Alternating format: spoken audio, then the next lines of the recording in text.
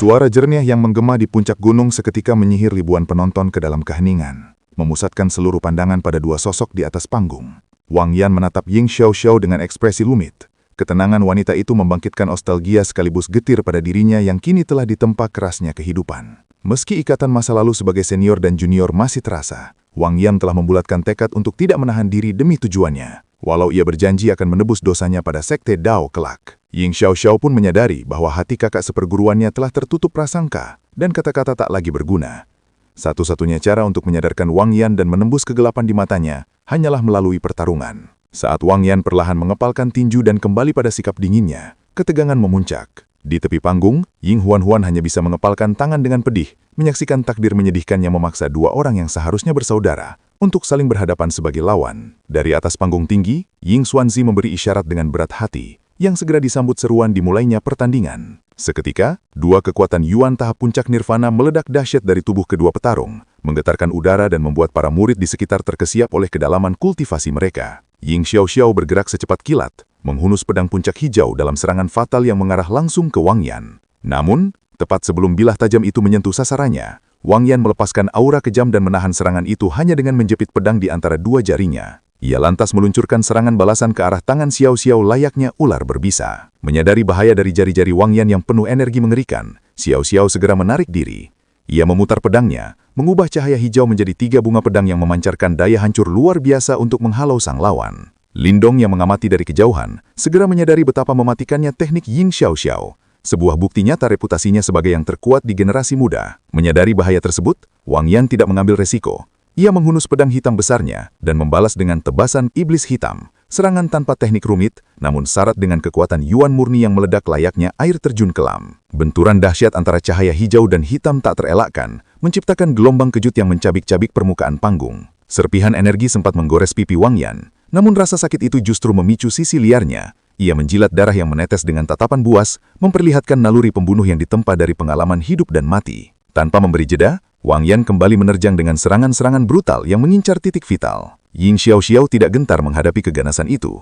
Mengerahkan kekuatan penuh tahap 9 Yuan Nirvana, ia meladeni setiap tebasan lawannya. Kedua sosok itu kini bergerak secepat kilat bak bayangan, diiringi dentingan logam dan percikan api yang terus-menerus menghancurkan arena di bawah kaki mereka. Intensitas pertarungan yang semakin mematikan membuat penonton terpaku ngeri. Gelombang pedang Qi yang ganas menyadarkan mereka bahwa nyawa mereka bisa melayang seketika jika berada di posisi para petarung. Namun di tengah kekaguman rekan-rekannya di Ola Desolid, Lindong justru memendam kekhawatiran mendalam saat menganalisis jalan laga. Meski teknik Ying Xiaoxiao tampak sempurna dan seimbang dengan lawannya, Lindong menyadari bahwa kakak seperguruannya itu kekurangan naluri pembunuh yang dimiliki Wang Yan, pria yang telah ditempa oleh maut dan siap mengorbankan apapun untuk kemenangan. Wang Yan tidak sekedar bertarung, ia sedang menunggu satu celah fatal untuk mengakhiri segalanya dalam sekejap. Firasat buruk ini ternyata juga dirasakan oleh Ying Huan di kejauhan. Gadis itu tampak gelisah, seolah insting tajamnya menangkap bahaya yang sama. Saat pandangannya bertemu dengan Lindong, tersirat sedih dalam di matanya, menggantikan keceriaan yang biasa ia tunjukkan. Memahami beratnya situasi, Lindong hanya bisa menghela nafas dan kembali menatap panggung, berharap Ying Xiaoxiao segera menyadari bahaya yang mengintainya sebelum terlambat. Suara benturan logam yang memekakkan telinga memisahkan kedua petarung, menghancurkan pijakan di bawah kaki mereka menjadi debu akibat sisa energi pedang.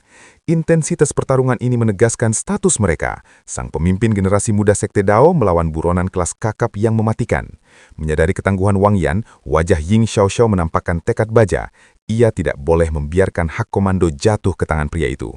Tanpa membuang waktu, Xiaoxiao melesat ke udara. Jemarinya menari membentuk segel rumit, memicu gejolak kekuatan Yuan yang mendidih dan memancarkan cahaya menyilaukan dari tubuhnya. Para penonton, termasuk Lindong, segera menyadari bahwa Xiaoxiao telah mengeluarkan teknik pamungkasnya, Kitab Suci Kaisar Langit, jauh lebih awal dari dugaan. Langkah ini terbaca jelas sebagai strategi untuk menghindari pertarungan panjang yang beresiko memberi celah bagi Wang Yan.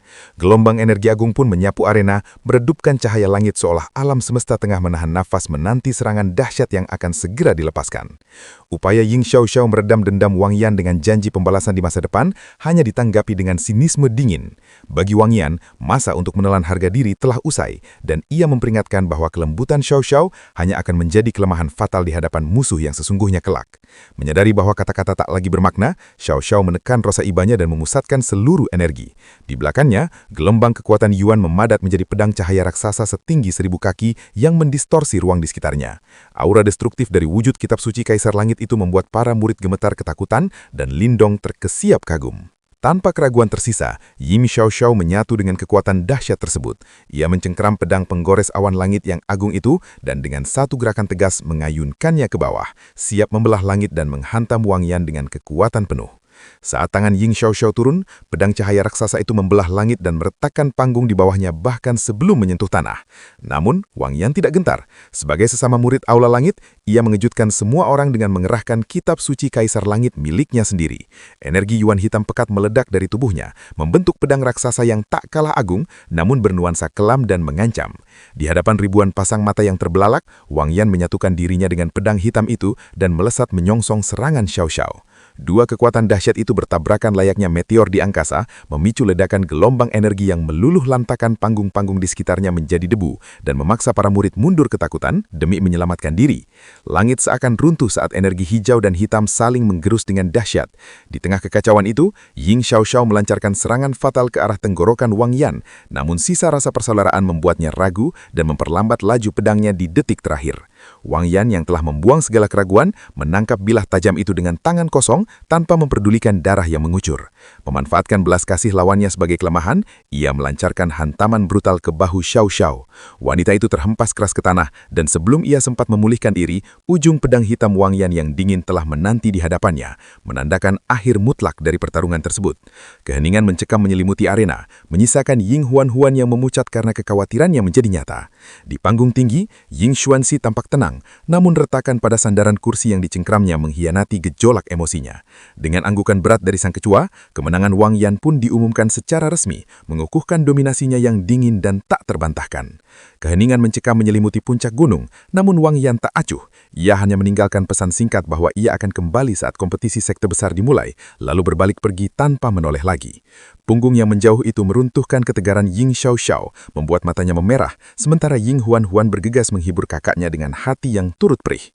Melihat situasi yang semakin muram, Lindong menghela nafas panjang. Setelah keraguan sesaat, ia membulatkan tekad dan melangkah maju, seketika menjadi pusat perhatian ribuan pasang mata yang bingung. Dengan suara lantang yang memecah kesunyian, ia menghentikan langkah Wang Yan, menegaskan bahwa kompetisi aula belum usai dan terlalu dini bagi pedang Berabuda hitam meninggalkan arena. Langkah nekat Lindong seketika memecah keheningan, memicu kepanikan di antara murid Aula Desolate yang sadar bahwa Wang Yan berada di level yang jauh lebih mematikan dibandingkan lawan-lawan sebelumnya. Namun Lindong maju bukan demi kepahlawanan, melainkan karena rasa tanggung jawab terhadap sekte dan ketidaktegaannya melihat keceriaan Ying Huan-Huan hancur oleh kesedihan. Ying Huan-Huan sempat berusaha mencegahnya karena khawatir, namun Ying Xiao Xiao justru menaruh harapan terakhir padanya, menyadari bahwa Lindong adalah satu-satunya orang yang mungkin menyembunyikan kekuatan setara untuk menghentikan Wang Yan. Dengan dukungan tersirat itu, Lindong mendarat di panggung yang telah porak-poranda. Wang Yan awalnya meremehkan tantangan tersebut dan hendak berlalu, namun kegigihan Lindong memaksanya berhenti.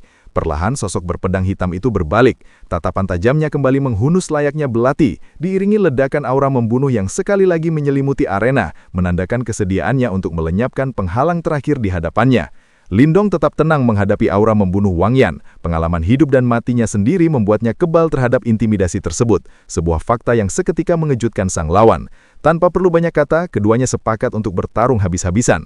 Dari panggung tinggi, Ying Xuanxi memberikan restunya, yang segera disusul oleh pengumuman Chen Zhen bahwa duel ini adalah penentuan pemegang otoritas tertinggi di kompetisi sekte besar. Begitu sinyal diberikan, Wang Yan melesat secepat bayangan, menghunus pedang besarnya langsung ke arah tenggorokan Lindong. Namun Lindong merespon dengan sigap. Lengan naga hijau bersisik muncul bersamaan dengan batang pohon hitam Yuan kuno di genggamannya, menghantam serangan fatal itu dengan kekuatan penuh. Di tengah gelombang kejut akibat benturan keras tersebut, Lindong menahan getaran energi lawan dan memanfaatkan momentum untuk memutar tubuh melancarkan tendangan balasan yang tak kalah ganas. Kaki Lindong yang telah bertransformasi menjadi kaki naga hijau mengayun laksana cambuk mematikan, membawa kekuatan penuh yang tak menyisakan ruang untuk pemanasan. Menyadari bahaya fatal itu, Wang Yan tidak meremehkan lawannya. Ia menangkis serangan batang pohon hitam dengan pedangnya dan membalas tendangan naga itu dengan tinju yang dipenuhi aura pembunuh pekat, sebuah serangan sedingin dewa kematian. Benturan energi hijau dan hitam meledak dahsyat, seketika meruntuhkan tanah dan menyebarkan retakan di seluruh arena. Tanpa jeda, Lindong kembali melancarkan badai tendangan bayangan yang memekakan telinga. Wang Yan merespon dengan keganasan setara, melepaskan rentetan tinju cahaya hitam untuk membendung serangan tersebut. Adu kekuatan yang mengguncang bumi ini menghancurkan sisa-sisa panggung menjadi debu, menggetarkan puncak gunung hingga ke akarnya. Kehancuran puncak gunung membuat para murid terpaku, sementara kekhawatiran Ying Huan hanya bisa ditenangkan oleh keyakinan kakaknya. Ying Xiao menyadari bahwa untuk menaklukkan sosok sekeras Wang Yan diperlukan kekejaman yang setara, sesuatu yang diam-diam dimiliki oleh Lindong. Saat debu pertempuran menipis, kedua petarung terdorong mundur, meninggalkan jejak panjang di tanah dan luka nyata di tubuh masing-masing. Wang Yan tampak berantakan dengan bekas tendangan jelas di dadanya, sementara Lindong meski terlindung sisik dan sayap naga, tak luput dari luka sayatan yang mengalirkan darah segar di lengannya. Pertukaran serangan singkat namun brutal itu mengubah arena menjadi kandang bagi dua harimau yang saling mengincar nyawa. Di tengah ketegangan yang mencekam, belum ada yang bisa memastikan siapa yang akan berdiri terakhir sebagai pemenang dari duel berdarah ini. Angin kencang menyapu debu memperlihatkan dua sosok yang memancarkan aura membunuh hingga mendistorsi ruang di sekitarnya. Menyadari ketimpangan level kekuatan Yuan, Lindong mengaktifkan bentuk maksimal keterampilan naga terwujud surga hijau, mengubah dirinya menjadi sosok setengah naga bersayap demi mengimbangi kekuatan Wang Yan dengan keunggulan fisik dan kecepatan. Dengan kepakan sayap yang menciptakan bayangan semu, Lindong menerjang dan mengayunkan batang pohon hitamnya dengan kekuatan penghancur bumi. Namun Wang Yan menanggapi serangan brutal itu dengan ketenangan dan presisi mematikan. Pedang hitamnya menusuk titik lemah pada batang pohon tepat di mana aliran energinya terpecah.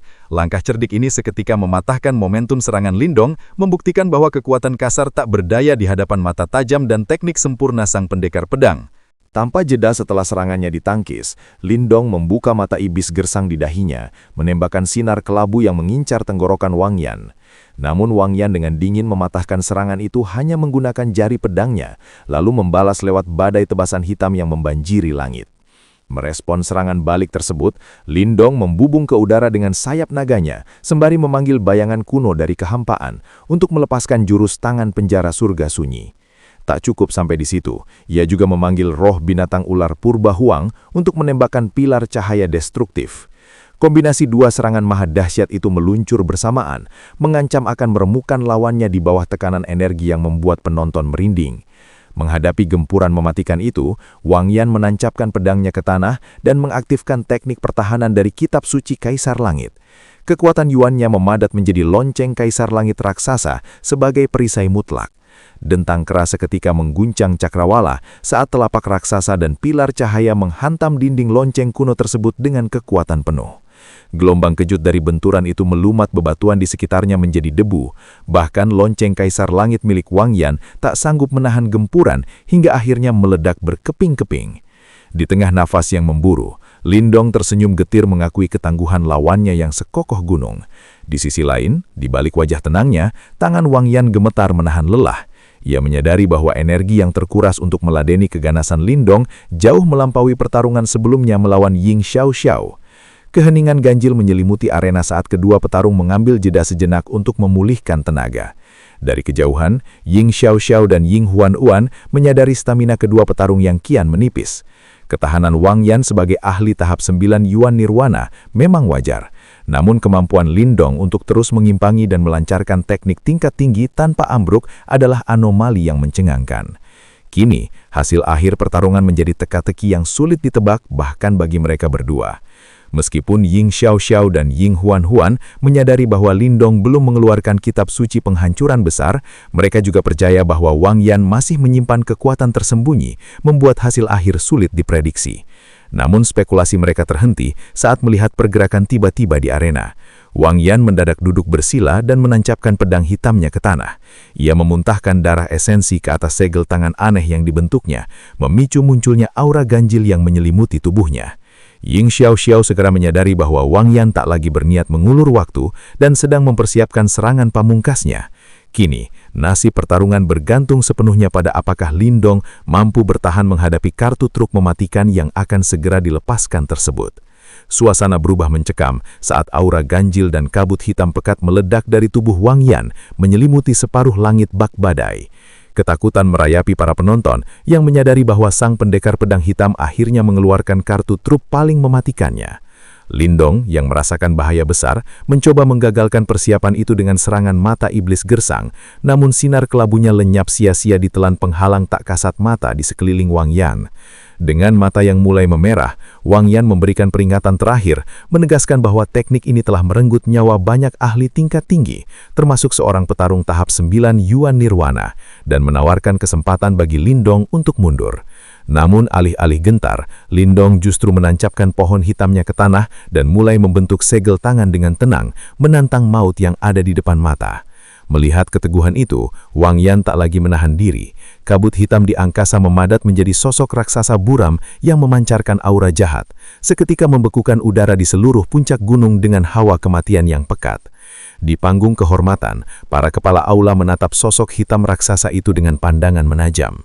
Cilai segera menyadari bahwa kedahsyatan teknik tersebut setara dengan kitab suci Kaisar Langit, sebuah bukti nyata bahwa Wang Yan telah memperoleh keberuntungan langka dalam perjalanannya. Kekhawatiran akan nasib Lindong mulai membayangi benak Chen Zhen dan Udao, namun Ying Huanzan mengungkap identitas teknik tersebut sebagai cermin iblis hitam, warisan mematikan dari tokoh kuno yang terkenal kejam. Wahyu ini seketika mengubah ekspresi para tetua. Mereka tak menyangka Wang Yan berhasil mewarisi kekuatan dari sosok legendaris yang begitu mengerikan.